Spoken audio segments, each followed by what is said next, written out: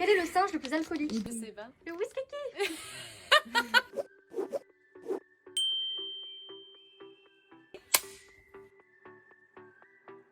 C'est faux. La VR, ça rend pas forcément nauséeux, ça dépend de qui va créer l'expérience et de ce que vous allez voir dedans. Et surtout, ça dépend de comment vous allez vous déplacer.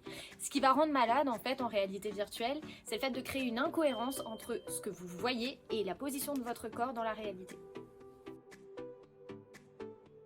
Bah écoute, je te propose de pas répondre à la question et puis de te laisser voir toi-même. Je vais mettre le casque et tu vas voir ce que je vais voir. Ici, je suis dans le menu, j'appuie sur l'appli Reverto, je m'identifie et je lance l'expérience sur le sexisme. T'en penses quoi? C'est compliqué?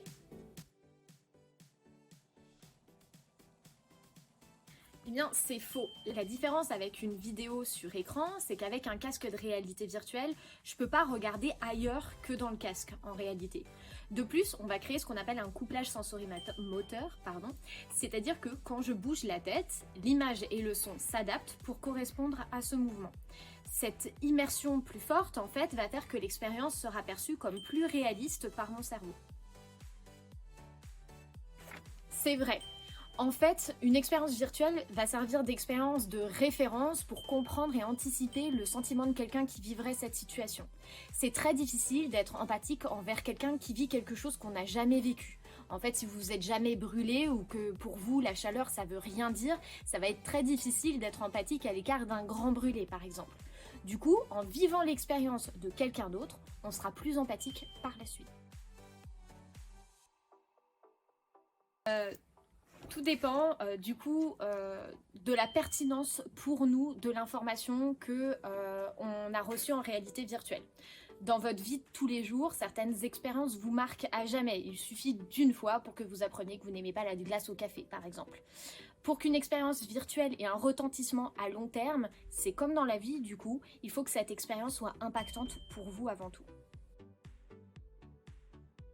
J'ai envie de dire faux. La VR, c'est une technologie, et la technologie, elle n'a pas à nous faire peur. Par contre, l'environnement virtuel, lui, il peut nous faire peur. Alors c'est vrai que l'environnement est virtuel, mais les émotions qu'on va ressentir vont être réelles. Cependant, la peur, en fait, ça peut faire partie de l'apprentissage. Par exemple, se faire peur sur les dangers de travailler en hauteur, par exemple, ou de travailler sur des lignes à haute tension, eh bien, ça peut sauver des vies réellement sur le terrain. Alors là, c'est un gros faux.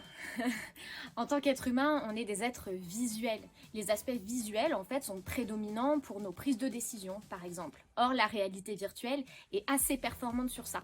On peut donc aborder des sujets de manière très visuelle et souvent ludique, ce qui est adapté à nos caractéristiques humaines. Et c'est dans la boîte.